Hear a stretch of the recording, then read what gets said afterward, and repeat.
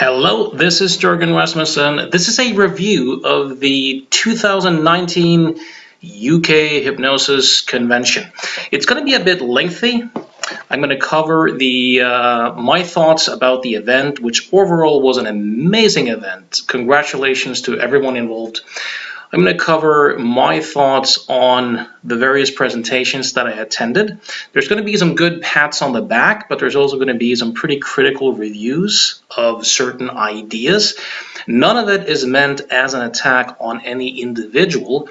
This is merely a challenge to certain ways of thinking and certain ways of interpreting experience. So, first of all, a big shout out to Nick Ebden, the godfather behind the event. A huge thank you to Adam Eason for the tireless work that he's doing in promoting this convention.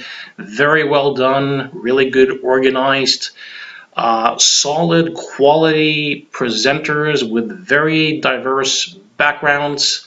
A huge thanks to Adam's team, and not only the team, but the unsung heroes behind the team who usually don't get thanked. So the spouses, the mother-in-laws, the grandparents, who may take up more of the day-to-day life, work of the day-to-day life, so that the unsung, so that the heroes who get the credit may do the work needed. So to all of those people, I don't know who you are specifically, but I thank you. So let's go right into the speakers. The first speaker of the day for me, well, was actually myself. I did a talk on no self, no problem, helping people see through the illusion of the self. Now, since that's my talk, I'm not gonna cover it.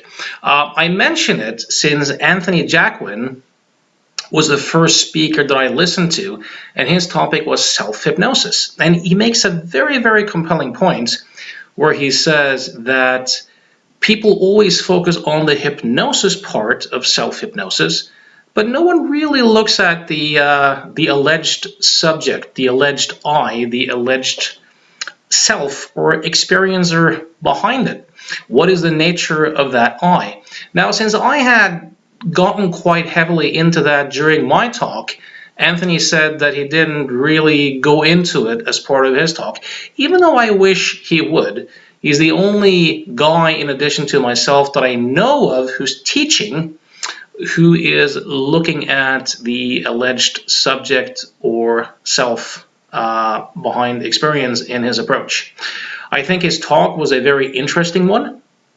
He talks a little bit about his own journey from being a low hypnotizable to at least having quite a bit more capacity. He talks about the Carleton Skills training package experiments. He talks about self-hypnosis as a set of skills that you can develop, which is a way of thinking that I like and enjoy, even though I may not agree with all of his conclusions and claims.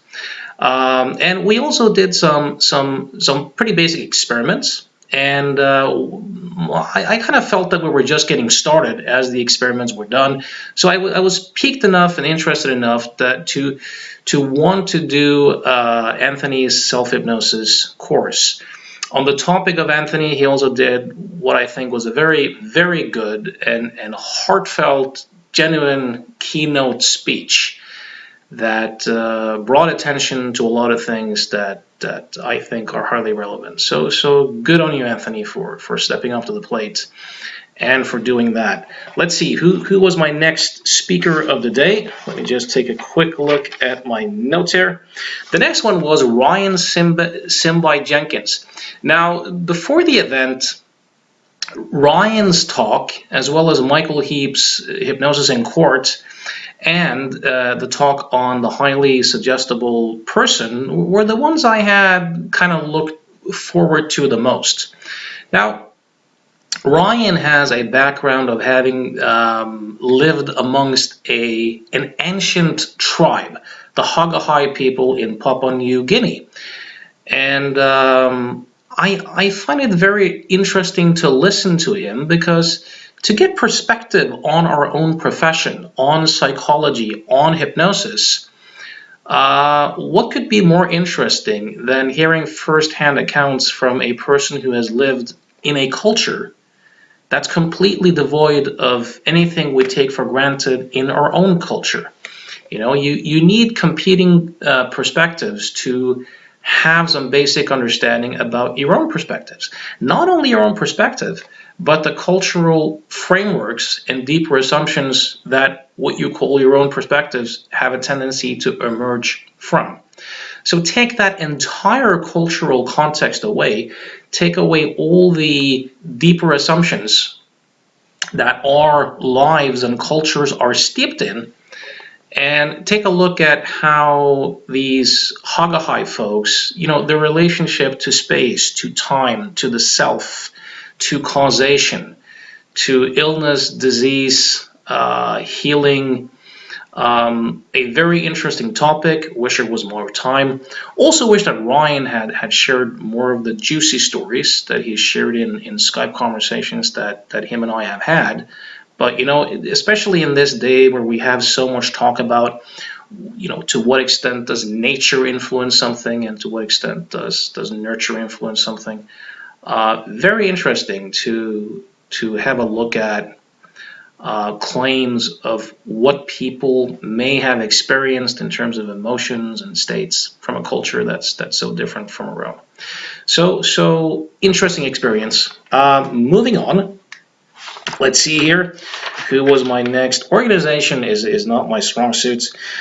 So next speaker was Freddy Jacquin. Freddy is an interesting character. He's like a hypnosis shark. If you walk around the lobby, you know, you'll see him, you know, hypnotize some waitress with the arm stuck in the ear. He's passionate. He has quite a bit of skill. And I have no doubt that he gets some really good results with some people. I'm reading his book. I find it to be an interesting book. I recommend his book, Hypnotherapy. Simultaneously, and it kind of pains me to say this, it's not an attack on Freddy the human being. It's kind of a critique on certain ways of presenting things. So in his talks and in his book, Hypnotherapy, he talks about having seen 35,000 clients. Now, 35,000 clients. If someone looks me in the eye and they make that claim and they kind of demand to be taken seriously, I get a little bit uncomfortable. So I did some very basic math. So I thought, let's say that Freddy is the most skilled therapist who's ever walked this earth. Let's just make that assumption. And let's say that, you know, let's say that 35,000 clients, let's say that he only needed to see all of those clients once to get the results. Now, that's obviously never true, but let's make that argument that he's only ever seen any client once and either gotten the results or the client just didn't return. Now, let's say that was the case. That's a very unlikely case, but let's say that's the case. Let's say that he saw 5 clients a day, 7 days a week, never took a day off, never had a vacation, no client ever got sick, no client ever canceled. Let's say that this was the case. If he saw, that would be 35 clients a week, right? If we add that to 52 weeks of the year, because this guy takes no vacations, we have 1,680 client sessions a year. Now, to get a little bit more than 35,000, you would have to do this for 21 years straight. You know, Freddy's a grown man. I like Freddy. He's free to do what he wants. I kind of would hope that he would reconsider using such a claim.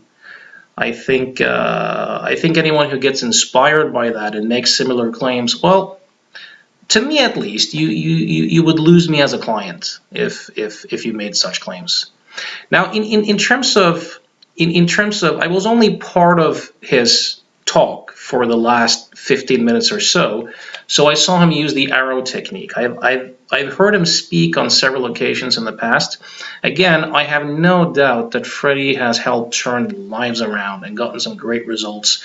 And sometimes it is the people who are willing to really push the envelope who, at least on occasion, helps people create the miraculous results, right?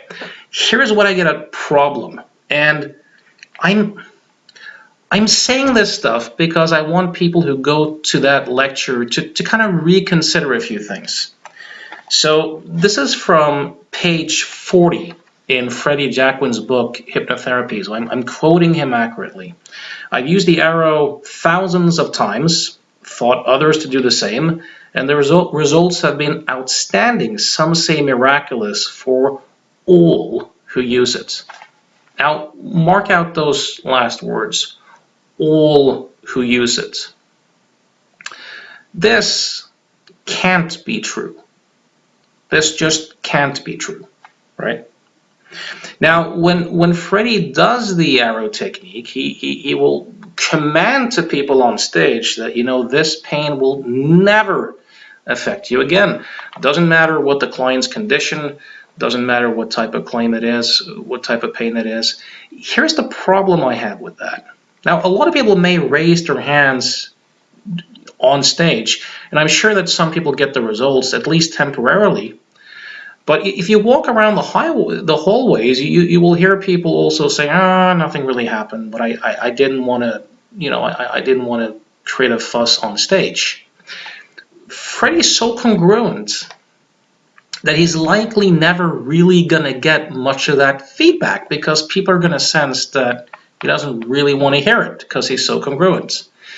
And if you're a stage hypnotist, this may be great. If you're an agent of change doing a practice with clients in the real world, this is a feedback loop you don't want. Here's the truth. If you see clients, there's 4 possible outcomes after a session. A person may change completely, he or she may change partially, there may be no change, or the person may increase his or her symptoms. If you do the Freddy style here, and the client completely changes, you're great. If the client changes a lot or maybe moderately, you may still be great. You may not. If the changes are kind of small, no change, or worse, then with many people, you will likely have lost all credibility. And if you're really congruent and you do confirmation bias, you may end up writing those off as successes and then making claims that it's been miraculous for all who have used it. You don't want to set up this sort of feedback system in your own psychology. Now again, I like Freddy. It kind of pains me a little bit to do this, but I'm still doing it. I want people to really reconsider that. All right, moving on. Let's see who we have here. Frederick Malle. The 3 doors. I really enjoyed this presentation. I really enjoyed Frederick's talk last year too at the UK Hypnosis Convention. A good blend of being, I would say, scientifically informed and artistically inspired. It looks to me as if Frederick seems to hit that balance pretty well. A good demo, skillfully done. Good client stories, well presented. I disagree a little bit about the dichotomy that he creates between CBT, cognitive behavioral therapy, and what we offer in hypnotherapy, in that CBT only kind of manages stuff after it happens. I kind of disagree with this a little bit, but this is somewhat minor, and of course, the criteria of a good presentation is, of course, not whether I agree with it or not. So I enjoyed that one. Well worth checking out. I was a bad friend on one moment at this presentation. No one supported me more than Howard Cooper in the last couple of years in promoting my own particular model. I knew he was on the lightning talks. I got really hungry. Me and a couple of friends from the States went to get some dinner. We deluded ourselves that we will be able to get back in time for Howard's talk, and we didn't. So I'm really, really sorry to miss that one. The good news is I heard from people that he killed it, and I knew he would because I know many of the stories. Howard has a lot of intelligence, a lot of skill, a wicked sense of humor, and he comes from the right place. That's a tough combination to beat. So I look forward to seeing him present more in the future. He's definitely worth checking out. Of course, I'm biased. He's a good friend, but it's still an honest assessment. Let's see here. Something else interesting, I ran into Kevin Sheldrake, who I had a lunch with. He bought me lunch. I spoke to him and his partner, whose name escaped me at the moment. Good conversation, lovely people. I didn't pick up his particular talk. He mentioned to me, and I have a lot of time and respect for Kevin, he mentioned to me that he had made the comment during his presentation that if you're not qualified to treat something without hypnosis, you're not really qualified to treat it with hypnosis. This is one of those comments that I'd like to challenge a little bit. And I'm not challenging, well, I would say that most people lack competency really to work with these things. Of course, there are a lot of competencies and skills that you should have to work with clients. I'm sure Kevin and I are in full agreement with this. What I challenge is the whole idea of treatment. There really is nothing to treat. There really is nothing to treat for most of us who do what we call hypnotherapy. Therapy itself is kind of a myth. A mental illness diagnosis is a metaphorical diagnosis. It's not a literal medical diagnosis. The best analogy I have from this comes from the late psychiatrist Thomas Sauce, whose work I really recommend you check out. He used to say that if you go into a bar and you order a screwdriver, the bartender is not going to throw back a working tool at you. He or she knows, and you know, that you're not actually asking for that. You're going to get a drink with vodka and orange juice and who knows what else. I don't really drink much, so my competency in what these drinks are all about is rather slim, but it's a metaphor. So the drink screwdriver stands in the same relationship to a working tool as a mental illness diagnosis stands to a literal brain disease such as Parkinson's or multiple sclerosis or Alzheimer or anything like that. So Thomas Sauce was right when he said that mental illness is a myth. There is nothing to treat. I think we as a community need to have this conversation. I've made a video about this on my blog, how mental illness is a myth. I would inspire you to check it out. Now, of course, one dark side, and I really welcome the academics and that type of stuff. I'm happy with it. One dark side of that may be that, if you go into academia and you challenge such a concept as mental illness and really point out that it really has no scientific basis, that's socially unacceptable, and professionally it would be akin to suicide. It would be so that would likely kill your career. So if you want to be part of academia, you probably better not do that. At the same time, not doing that is hardly very scientific, and it's in direct contradiction to the scientific principles that the entire enterprise is supposed to be emerging out of anyways. So think about that. At least consider it a little bit. Let's see here. Who's next on my list? Dr. Ben Paris. Talking about the sense of involuntariness regarding hypnotic phenomena. Interesting talk. I think this whole sense of non-volition or something seeming to be non-volitional is kind of the essence of hypnotic phenomena. So I really enjoyed that talk. Thought it was well presented. Worth checking out. let's see here. Who else do I have here on my hit list? Barry Thain. Now, Barry Thain is a character. I thought Barry was on top form. He was funny. He was a great storyteller. He told some heartwarming stories from his clinical practice of people creating changes that are more or less miraculous. I have no reason to doubt the accuracy of that, partly because I've seen many such results in my own practice, so I know it's possible. I know of colleagues who've had these sorts of results.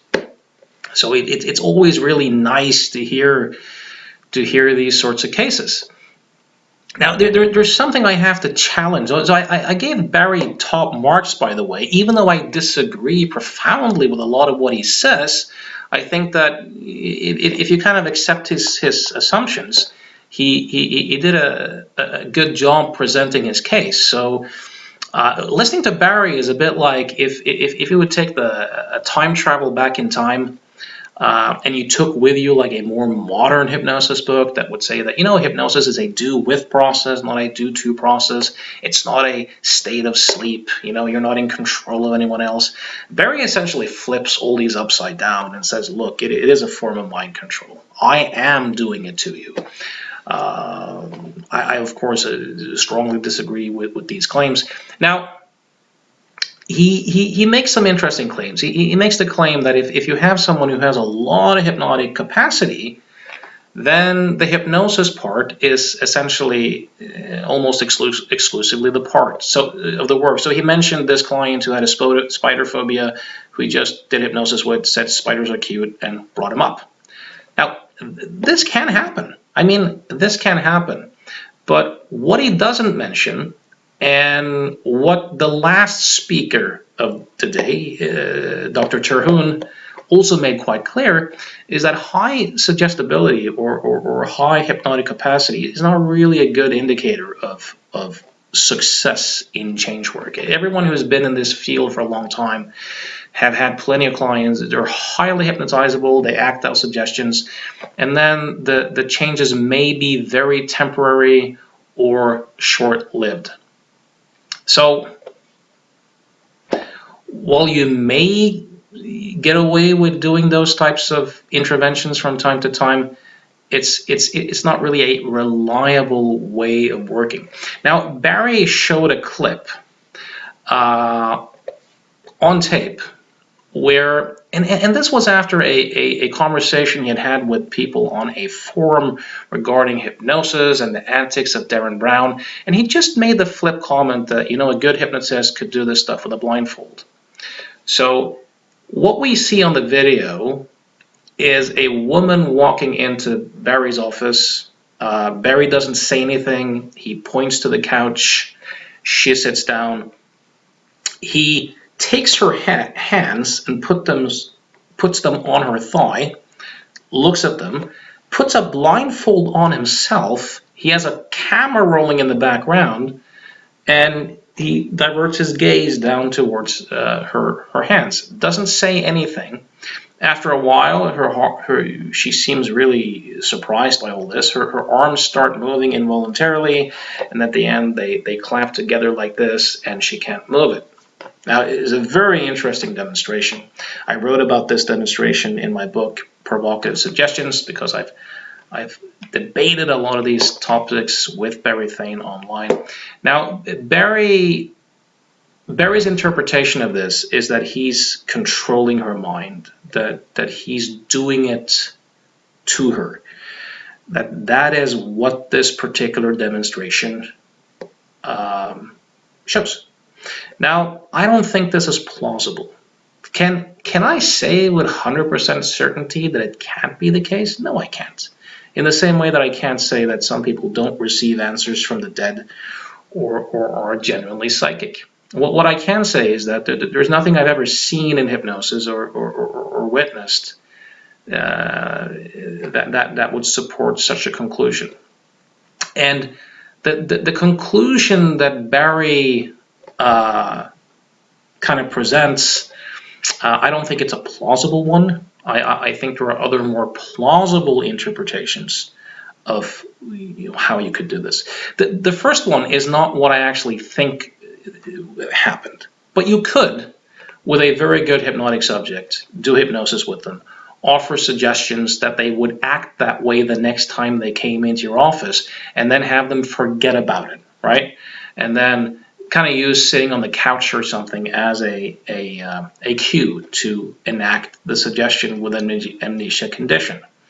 This would be very doable and doesn't require any supernatural explanation. A perhaps more plausible interpretation is, and I knew that this was a patient, Barry calls them patients, I think they're clients, but he calls them patient, that the patient had been in his office before, done hypnosis with Barry before, and she had a reference of her hands stuck together like this. This was her reference for hypnosis. So given that the context is a hypnotic one, she accepts Barry as the hypnotist and herself as the subject, she's going to enact the role as she understands the role. She sits down, he doesn't say anything, he touches her hands, looks at them. She may very easily then construe all this as an instruction to generate this particular hypnotic phenomena, which was her reference, which was at least one of her references for hypnosis anyways. So can I claim with certainty that it happened this way? No, I can't. I just think that it's a more plausible interpretation. Barry also has a tendency to make this very stark dichotomy between compliance, conscious compliance on the one hand, and what he calls hypnosis on the other hand. I think that dichotomy is way too solidly made. Look, anyone who accepts you as the hypnotist, books the session, sits down, voluntarily begins to change their breathing or lift their hand or whatever, there is an element of conscious compliance in all of this. So if Barry really has these mind powers that he can do these things to other people, if this has nothing to do with compliance, context, expectancies, if this is Barry doing mind control and doing it to someone else, I think a much better test would be for someone to meet Barry somewhere, take him to a train station, not of Barry's choosing, have him sit on a train, put his blindfold on, and then intend for some other passenger to have that particular experience. If he can pull that off, that would be really, really cool. I would root for him. I mean, that would, if that exists and if that's possible, that's kind of scary, but that would be exciting. So I think that would be a good way to kind of prove that interpretations. Anyways, interesting speech. Good to get to have a true heretic on. I'm sure he does a lot of good work. So interesting guy to check out. So moving on, who else do we have here? Professor Sultan Dienes. This was an interesting presentation. Yeah, good presenter. Clearly someone who's done a lot of thinking, who has a lot of perspective around this. I enjoyed the presentation. I hope he writes a book. He proposes that we, instead of calling it hypnosis, call it phenomenological control. Now, phenomenology, I even have problems saying the word, is the study of consciousness, the structure of consciousness and experience. There's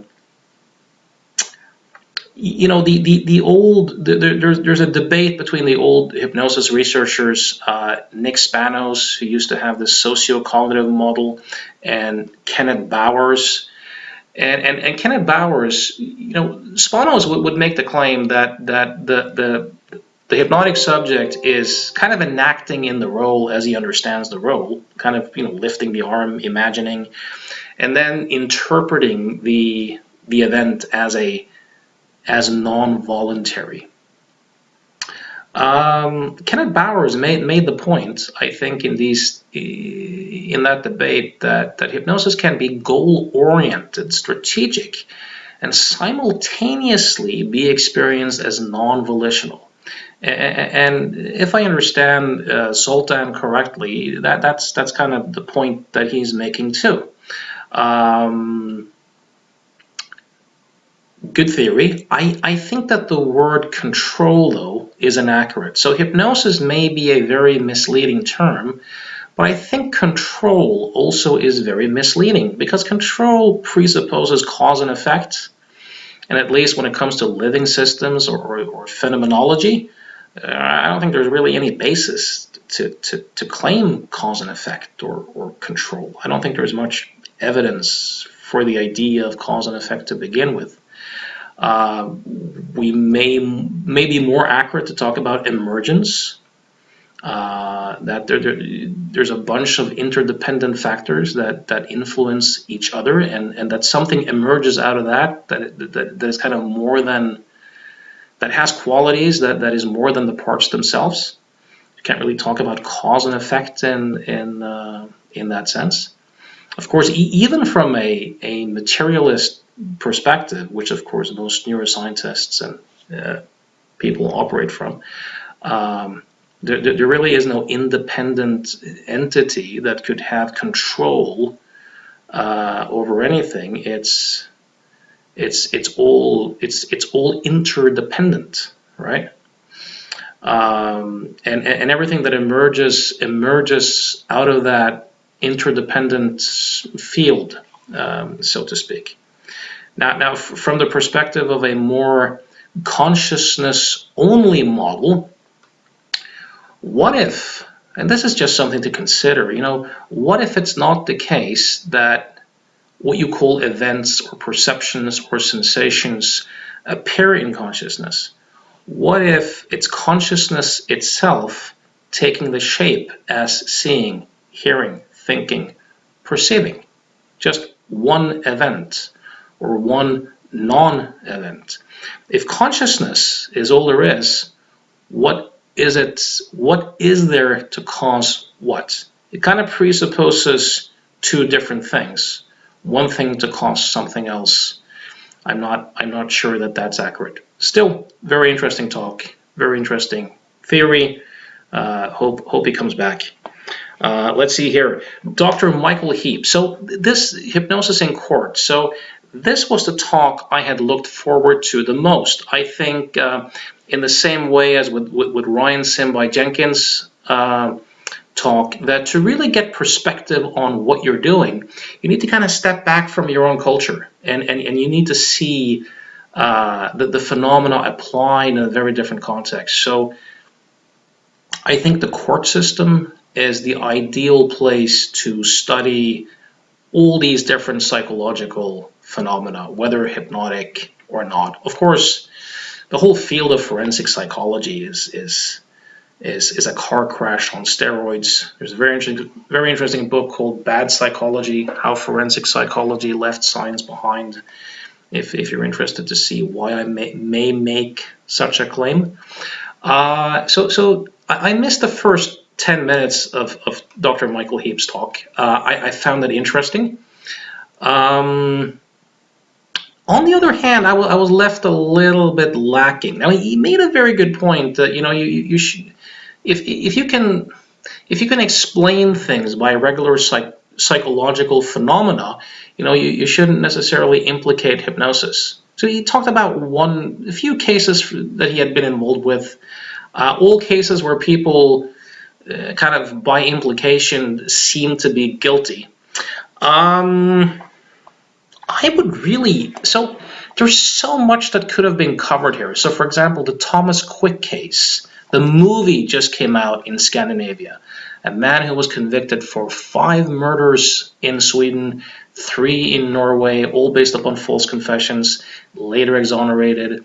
Hypnotic work, regression therapy, multiple personality therapy was a pretty huge part of this entire scandal. That would have been a great case to talk about for a bunch of hypnotherapists. The George Franklin case, for example, in the States, the guy who was convicted of murder in Seattle based upon his daughter, largely, recovering memories, I'll put memories in quotation marks, during hypnosis work in recovered memory therapy. That's another big scandal. Presently in the States, you have the Jerry Sandusky case. He's been dubbed the most hated man in America. At least some of these client testimonies have been recovered memory cases where hypnosis has been involved. I'd love to hear more about these false memory type cases. Let's see what else I wrote here. So, for example, Kevin Felstad, director of British False Memory Society, wrote on March 30th, 2017. This is from the science writer Mark Pendergast's 2017 book, Memory Warp. We have taken 8 new cases in March alone, 2 separate Crown Court trials in January. What about the Paul Ingram case? Would be very interesting in terms of hypnotic suggestion and false confessions. Bessel van der Kolk is extremely popular in many hypnosis circles for his work on trauma.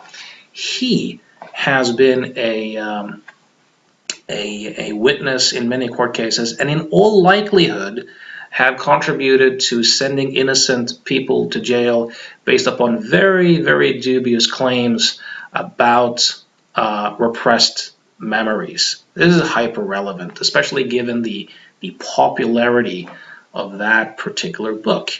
I would have loved Dr. Michael Heap to go into that. You know, if you look at like even current TV series like The Keepers on Netflix or The Sinner, these theories of multiple personalities and repressed memories are still very alive and well in the population. And hypnotic work has been implicated in many of these court scandals. So anyways, very interesting topic. Wishing we would have gotten a little bit more of that. That's my review. But still, thanks to Michael Heap for doing it. Let's see what else we have here. Dr. Devin Terhune, excellent talk. I was really looking forward to this one about the, is it the neuropsychology or neuroscience behind the highly suggestible person? I really like this talk. There's quite a few people right now in the UK Hypnosis Convention who present a kind of complete socio-cognitive, everyone's equally suggestible, everyone can do all hypnosis phenomena. I've for a long time disagreed with this. Here at Barry, Thain and I are actually in solid agreement. Herbert Spiegel used to write about the highly hypnotizables, what he called the grade 5s.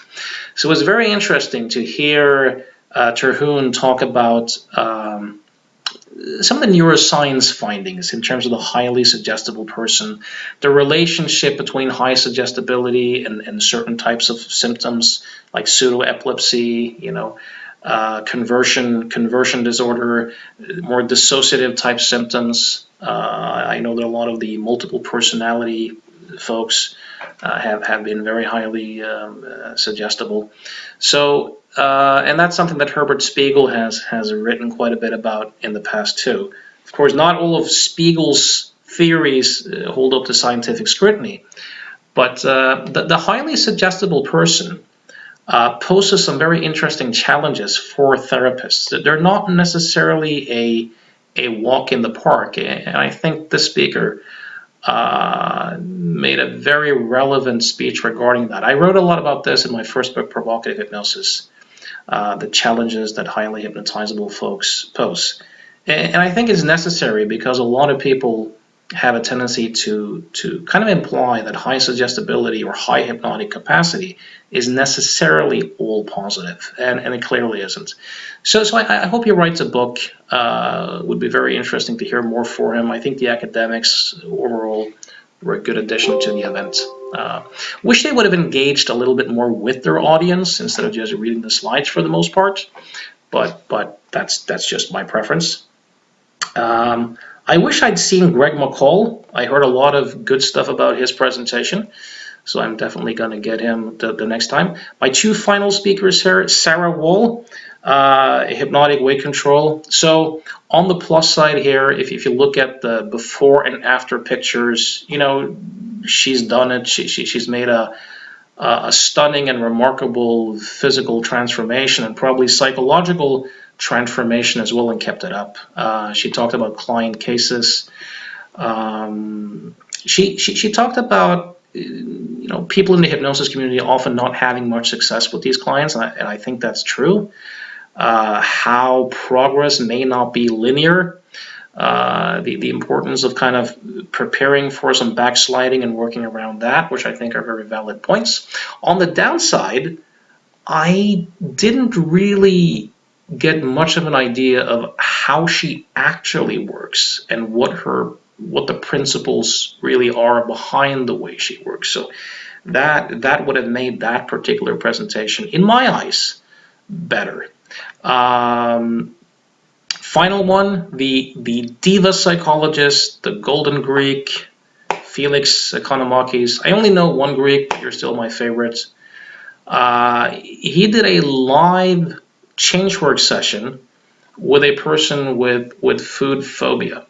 Kudos to Felix for having the balls to do live change work in front of the audience, especially when he's kind of arrogant enough to put his sunglasses on and start drawing at the same time. That was a good diva moment. Unfortunately, on this particular occasion, the results weren't quite there. She may have made a little bit of progress, but didn't look to be much. But this is real life change work. This is the messiness of real life. I would love to see him follow up with her and post that. She probably still can change. I've seen Felix work with this in the past. I've seen him create changes with people who looked very reluctant, including at least one guy who I just would have sent home. So to see a very skilled therapist with the balls to do the work live in front of an audience, to troubleshoot, to see the messiness of the real world, that's an awesome contribution. So kudos to Felix. Something else I really respected was that when the client apologized for the kind of lack of results, the way Felix handled that too was superb. So definitely check out Felix Economakis. So overall, great event, good group of people, had a lot of belly laughs, learned a lot. Oh, I forgot. I attended Mike Mandel and Chris Thompson's workshop on the last day. 55 people in the room. Those guys really know how to present, how to work a room. Very entertaining, very well done presentation. Good work. Quite different from how I normally work. I'm going to have to play a little bit what they taught, but very interesting stuff. Very well done. So my hat's off to you guys. Hope you enjoyed this. If this sparks any debate, if you have any comments on this particular review, feel free to engage. Till next time.